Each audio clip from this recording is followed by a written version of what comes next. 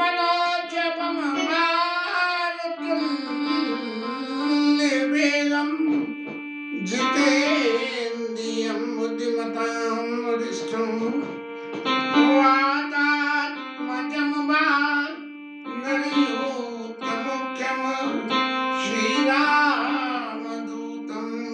शरणं प्रपद्ये।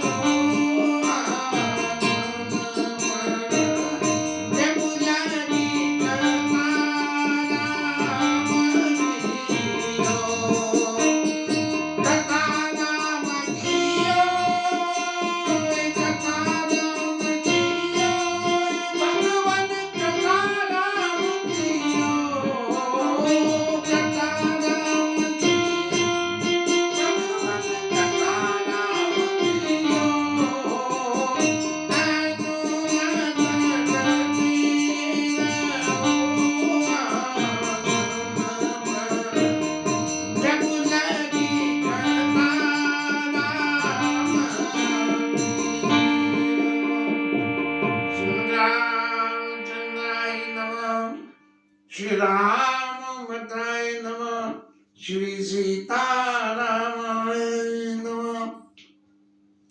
कल के कथा में भक्ति ज्ञान वैराग्य नवदा भक्ति की जो परिभाषा व्याख्यान में आई, कुछ चित्त में एक अत्यंत नया भाव सा पैदा हुआ और इस भाव में ये लगा कि ये भक्ति ज्ञान और वैराग्य की परिभाषा रामायण में भी 4 जगह आई। जब एक बार लक्ष्मण जी ने पूछा, नारद जी ने पूछा, कुशुंडी महाराज के पास पूछा, और क्या चौथी दफे हो रहे हैं, अरे हे भगवान थोड़ा सा फ्लो जनरेट और करवा दो।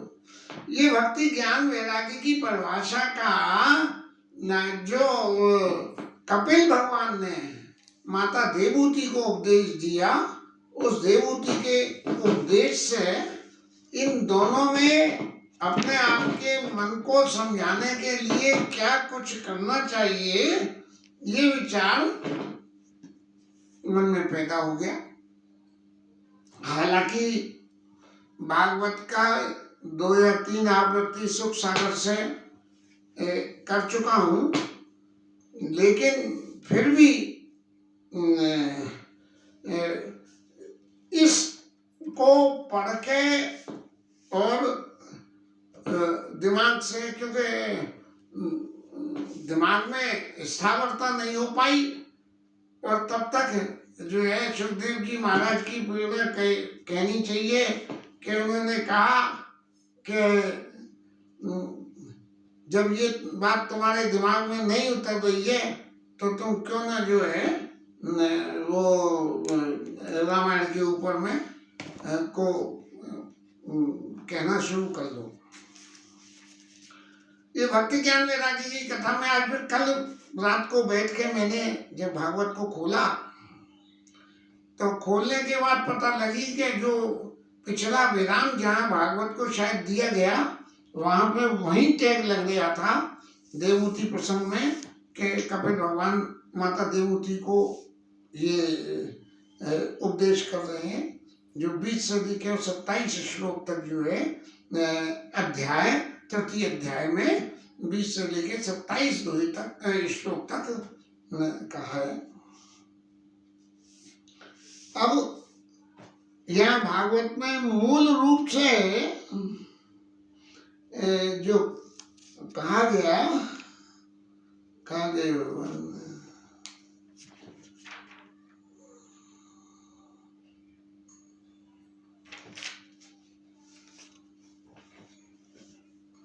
जो माता देवूति को उपदेश किया, उसमें भक्ति ज्ञान वैरागी की जो व्याख्या आई, उसके बारे में मूल पाठ से आज पढ़ के रिकॉर्ड करके देखेंगे, जिससे हम बार बार सुन के उसको पढ़ना न पड़े।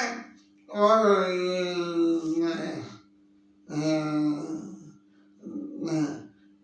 प्रथम भगति संतन कर संगा, दूसरी रति मम कथा प्रसंगा।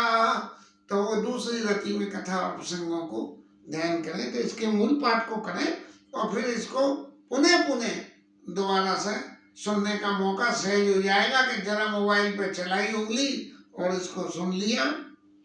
कपिल भगवान कह रहे हैं, माता को उपदेश करते हुए मैत्रेय जी कह रहे हैं और यहाँ कह रहे हैं, कपिल भगवान ने कहा, माता मेरा यह निश्चय है कि आध्यात्म योग ही मनुष्यों के आत्यंतिक कल्याण का मुख्य साधन है। जहाँ दुख और सुख की सरलता निवृत्ति हो जाती है, साध्वी सब अंगों से संपन्न इस योग का मैंने पहले नारदादि ऋषियों के सामने उनकी सुनने की इच्छा होने पर वर्णन किया था, वही अब मैं आपको सुनाता हूं। इस जीवन में बंधन और मोक्ष का कारण मन ही होता है। मन से ही हम बंध जाते हैं और मन से ही छूट जाते हैं। भूल चूक में मन कह दे कि ये रस्सी सांप है, तो फिर वो सांप ही दिखने लगती है, और जब मन ये कह देगा सांप नहीं है रस्सी है, तो हम जिंदा सांप को भी पकड़ लेते हैं। विषयों में आसक्त होने पर यह बंधन का हेतु होता है मन, और परमात्मा में अनुरक्त होने पर मोक्ष का कारण बन जाता है। जिस समय यह मन में और मेरेपन में होने वाले काम क्रोध लोभ आदि विकारों को इससे युक्त और शुद्ध हो जाता है, उस समय सुख दुख से छूटकर सम अवस्था में आ जाता है। जीव अपने ज्ञान वैराग्य और भक्ति से युक्त जैसे आत्मा को प्रकृति से परे एकमात्र अद्वितीय भेद रहित स्वयं प्रकाश सूक्ष्म अखंड और उदासीन सुख दुख शून्य देखता है तथा प्रकृति को शक्तिहीन अनुभव करता है। योगियों के लिए भगवत प्राप्ति के निमित्त सर्वथा श्री हरि के प्रति हुई भक्ति के समान और कोई दूसरा मार्ग नहीं है। हरि के प्रति हुई भक्ति के समान, यानी मूल में तो भक्ति फिर आ गई, योग कितना भी कर ले लेकिन मूल में फिर भक्ति ही आ गई। विवेकी जन संग या आसक्ति को ही आपको आत्मा को अछेद बंधन मानते हैं, किंतु वही संग और आसक्ति जब संत पुरुषों के प्रति हो जाती है तब ये मोक्ष का द्वार खोलने का कारण बन जाती है। अब ये तो 20 श्लोक तक पूरा हो गया। अब इससे आगे ये जो लोग सहनशील दयालु समस्त देहधारियों के कारण हेतु किसी के प्रति शत्रु भाव न रखने वाले शांत और सरल स्वभाव सत्पुरुषों का सम्मान करने वाले होते हैं, जो मुझ में अनन्य भाव से दृढ़ प्रेम करते हैं, मेरे लिए संपूर्ण कर्म तथा अपने सगे संबंधियों को भी त्याग देते हैं और मेरे परायण रहकर मेरी पवित्र कथाओं का श्रवण कीर्तन करते हैं, मुझ में अपना चित्त लगाए रहते हैं, उन भक्तों को संसार के तरह तरह के ताप कोई कष्ट नहीं पहुंचाते। साध्वी ऐसे ऐसे सर्व संग परित्यागी महापुरुष ही साधु होते हैं, तुम उन्हीं के संग की इच्छा करनी चाहिए। प्रथम भगत संतन कर संगा, दूसर रति मम कथा प्रसंगा। सत्पुरुषों के समागम से मेरे पराक्रमों का यथार्थ ज्ञान कराने वाली तथा हृदय और कान को प्रिय लगने वाली कथाएं होती हैं। दूसरती मम कथा प्रसंगा, और उनका सेवन करने से सीधी मोक्ष मार्ग में श्रद्धा, प्रेम और भक्ति क्रमशः विकास होगा। फिर मेरी सृष्टि आदि लीलाओं का चिंतन, मम लीला रति अति मनोमय, संत चरण पंकज प्रेमा और मन कर्म वचन भजन दृढ़ में भक्ति के द्वारा लौकिक एवं पारलौकिक सुखों में वैराग्य हो जाने पर मनुष्य सावधानता पूर्वक योग के भक्ति प्रदान सरल उपायों से समाहित होकर मनोनिग्रह के लिए यत्न करेगा। मन का निग्रह करेगा, और मन का निग्रह जब होगा जब भगवान की भक्ति करेगा। भक्ति होगी संतों के संग से, मेरी लीला में रति करने से। इस प्रकार प्रकृति के गुणों से उत्पन्न हुए शब्दादि विषयों का त्याग करने से, वैराग्य युक्त ज्ञान से, योग से और मेरे प्रति हुई सुदृढ़ भक्ति मनुष्य मुझे अपने में अंतरात्मा को इस देह में ही प्राप्त कर लेगा। देवहूति ने कहा, भगवान आपकी समुचित भक्ति का स्वरूप क्या है, और मेरी जैसी अबलाओं के लिए ये भक्ति कैसी ठीक रहेगी, इससे सहज ही आपके निर्वाण पद को प्राप्त करूं। जोग वृंद दुर्लभ गत जोई, तो कहूँ आज सुलभ सोई। राम जी ने जो उपदेश किया, कोई कपिल महाराज जो है देवहूति मैया से मैया पूछ रही है, जबकि इसमें सभी मैया ने तो ये नहीं पूछा था। निर्वाण स्वरूप प्रभु, जिनके द्वारा तत्व ज्ञान होता है और जो लक्ष्य को भेदने वाले बाण के समान भगवान की प्राप्ति कराने वाला है, वह आपका कहा हुआ योग कैसा है और कितने होंगे? हरे, यह सब आप मुझे इस प्रकार समझाइए। आपकी कृपा से मंदमती स्त्री जाति भी इन दो विषयों के सुगमता से समझ सकूं। लक्ष्मण जी ने कहा, काऊ ज्ञान विराग अरुमाया, और काऊ सुभगति करहु जेई दया। ईश्वर जीव वेद प्रभु सकल कहु समझाय, जाते होई चरण रति शोक मोह। अब भगवान कह रहे हैं, माता जिसका चित्त एकमात्र भगवान में लग गया, ऐसे मनुष्य की वेद कर्मों में लगी हुई तथा विषयों का ज्ञान कराने वाली कर्मेंद्री ज्ञानेंद्री दोनों प्रकार की इंद्रियों को जो सप्तमूर्ति श्री हरि के प्रति स्वाभाविक प्रवृत्ति है, वही भगवान की अद्वैत अहेतुक भक्ति है।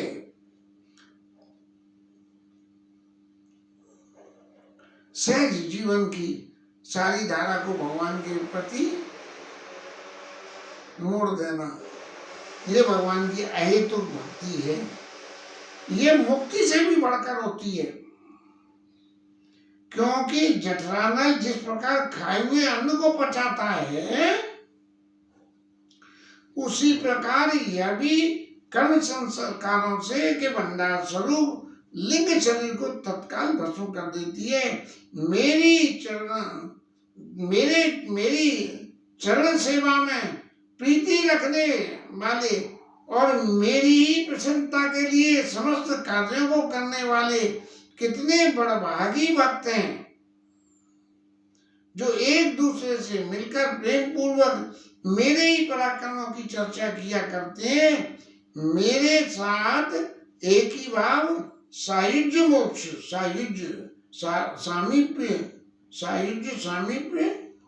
और सारूप्य, हाँ ये है भक्ति के तीन। सायुज्य, सारूप्य, सानिध्य और सारूप्य की इच्छा नहीं करते वे साधु जन माता वे साधुजन अरुण नयन और मनोहर मुखारविंद से युक्त मेरे परम सुंदर वरदायक दिव्य रूपों की झांकी करते हैं और उनके साथ सप्रेम संभाषण भी करते हैं, जिसके लिए बड़े बड़े तपस्वी भी लालायित रहते हैं।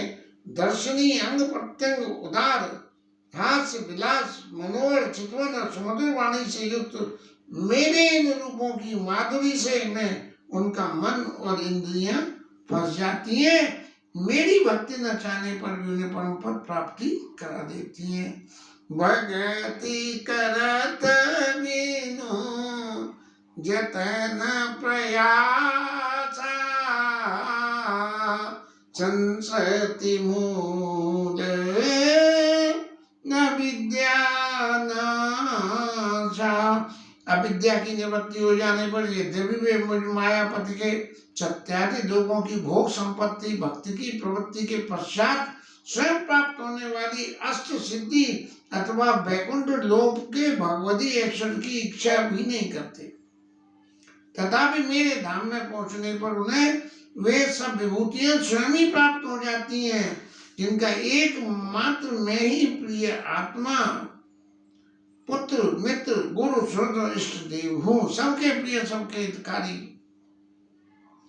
जागत सोबत संतराई तुम्हें क्षण गति दूसरा नहीं राम बसो तिनके मन माई। वे मेरे ही आश्रय में रहने वाले भक्तजन शांतिमय वैकुंठ धाम में पहुंचकर किसी प्रकार दिव्य भोगों में लिप्त नहीं होते और उन्हें मेरा काल चक्र ही ग्रस सकता है। बसो जाए स्वर्गपत राजधानी राजा मनुगो का तब करे भोग विलास और तात गए कचुकाल पुन होइए अवधवाल तब मैं हो तुम्हारा सद। वहाँ राजा को जो है भगवान ने ये आदेश दिया ता करे भोग विलास जाइए और वहाँ भोग विलास करिए। यदि फिर भोग विलास करोगे तो फिर तो चक्कर में फंस जाओगे। इसलिए राजा मनु ने वहां जाने के बाद कोई भोग विलास नहीं किया और भगवान की भक्ति में ही लगे रहे।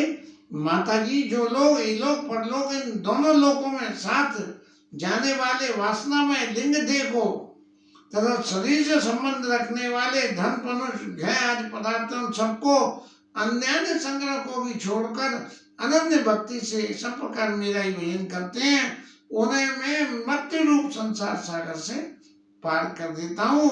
मैं साक्षात भगवान हूँ, प्रकृति और पुरुष भी प्रभु भी हूँ तथा समस्त प्राणियों की आत्मा हूँ। मेरे सिवा किसी और का आश्रय लेने से मृत्यु रूप महाभय से छुटकारा नहीं मिल सकता। मेरे से भय से यह वायु चलती है, मेरे भय से सूर्य सकता है, मेरे भय से इंद्र वर्षा करता है, मेरे भय से अग्नि जलाती है और मेरे भय से मृत्यु अपने कार्य में प्रवृत्त होता है। योगीजन ज्ञान वैराग्य युक्त भक्ति योग के द्वारा शांति प्राप्त करने के लिए निर्वय चरण कमलों का आश्रय लेते हैं। संसार में मनुष्य के लिए सबसे बड़ी कल्याण प्राप्ति यही है कि उसका चित्त तीव्र भक्ति योग के द्वारा मुझ में स्थिर हो जाए। ये उपदेश देवती मैया को भक्ति योग की महिमा के भक्ति की साधन कहूँ बखानी और यही साधन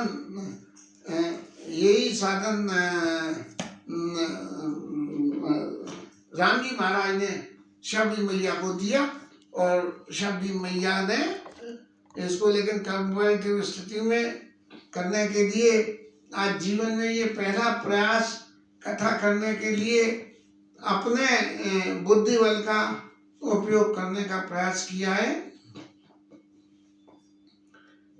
और ठाकुर जी इस ज्ञान की निरंतर वृद्धि करके संसार की आसक्ति को कम कर दें।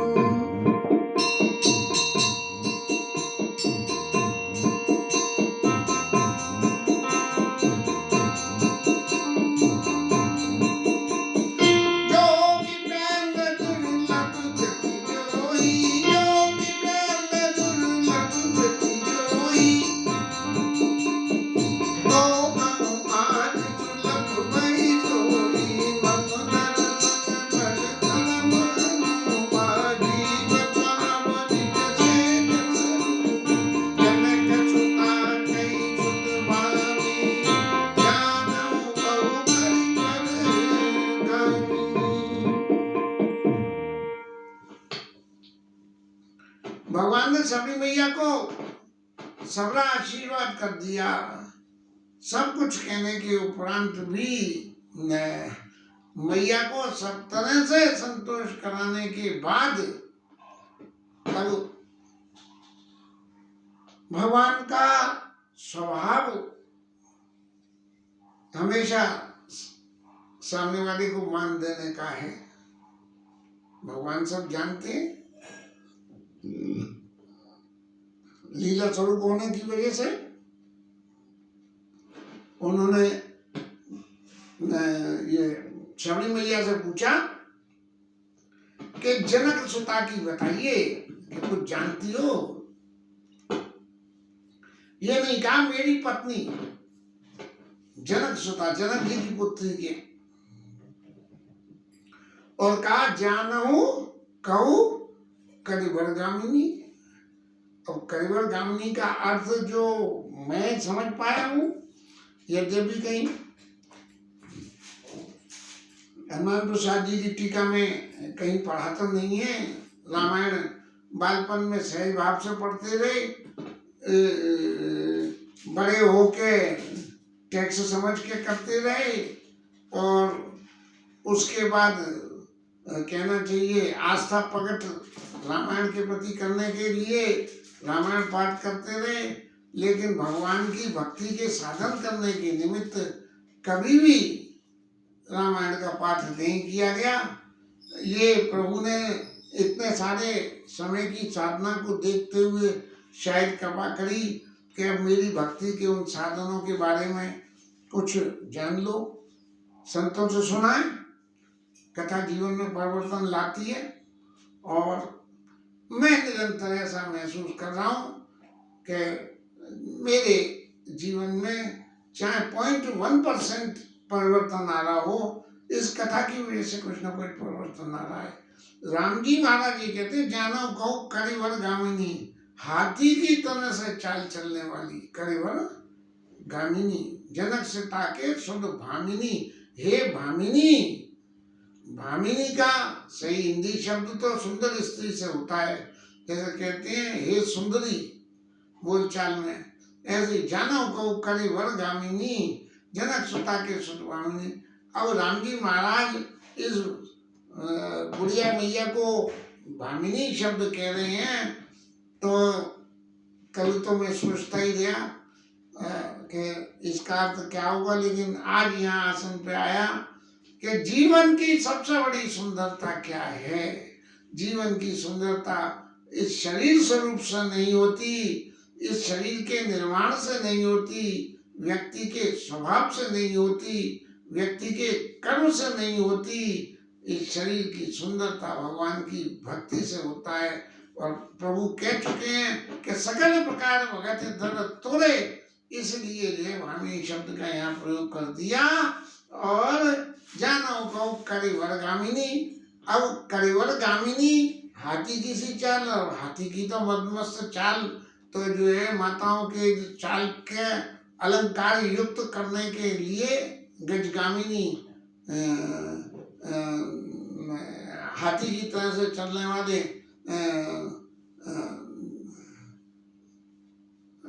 जानो वो है ना,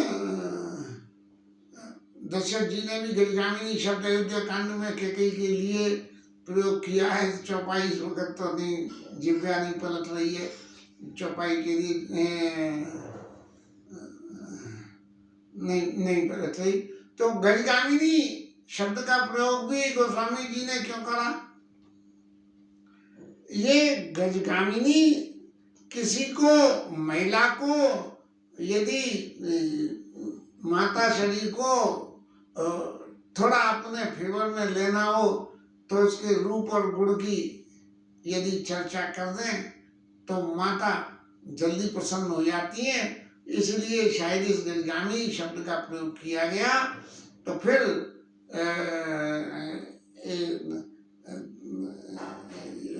सबरी मैया ने कहा पंपा सराई जाओ रघुराई, पंपा सराई जाओ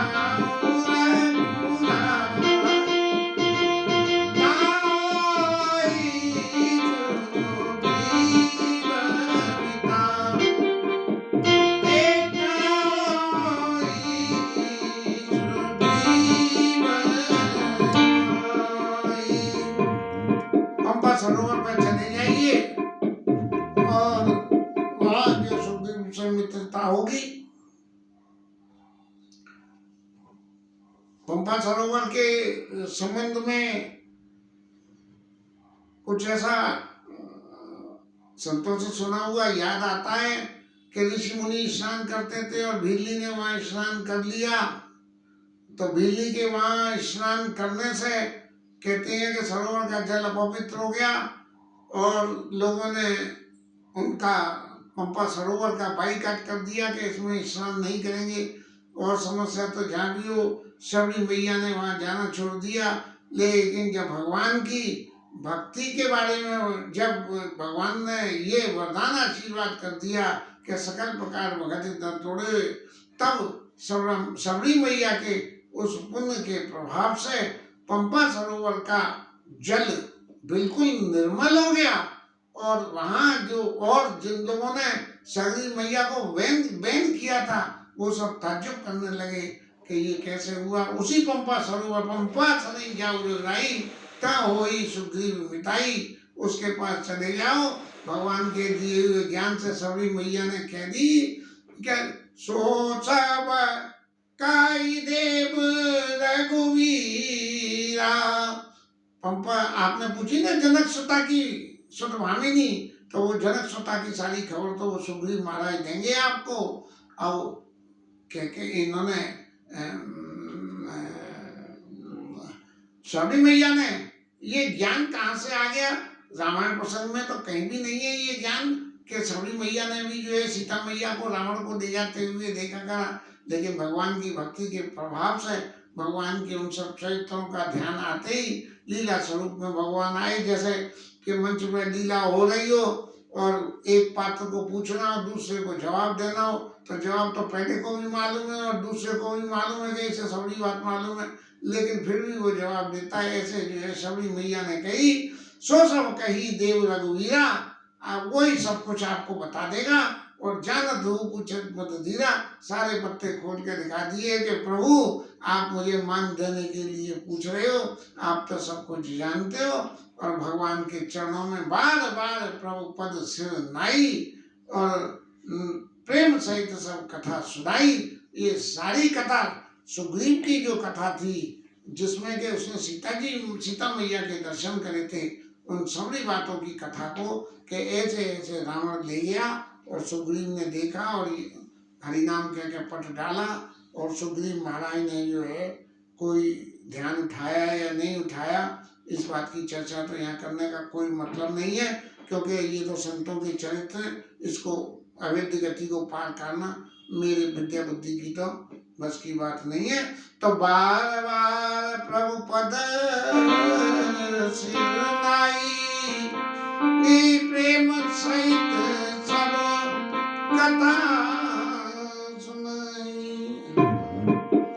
कई कथा सकल विलोक हरि मुख हृदय पद पंकज धरे तनि जोग पावक लीन हरि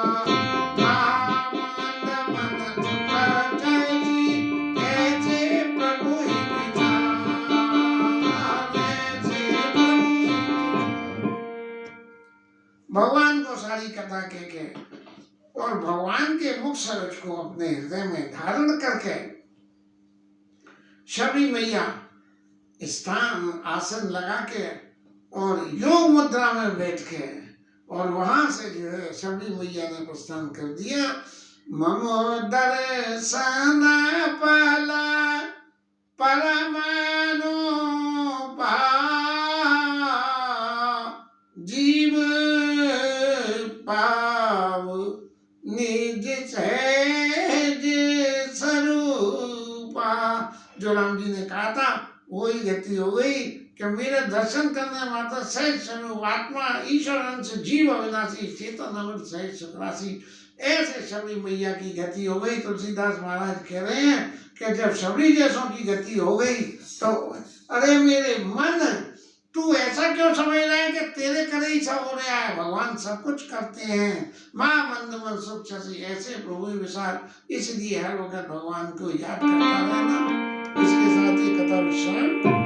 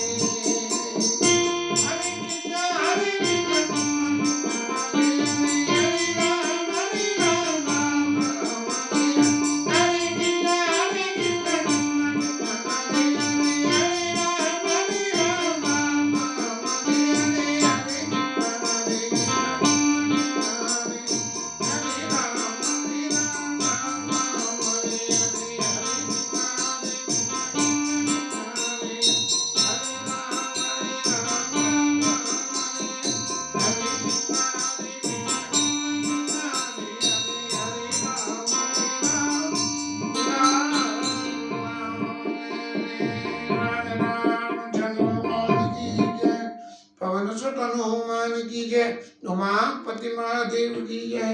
जय जय श्री राम धर्म की जय, जय जय श्री राम।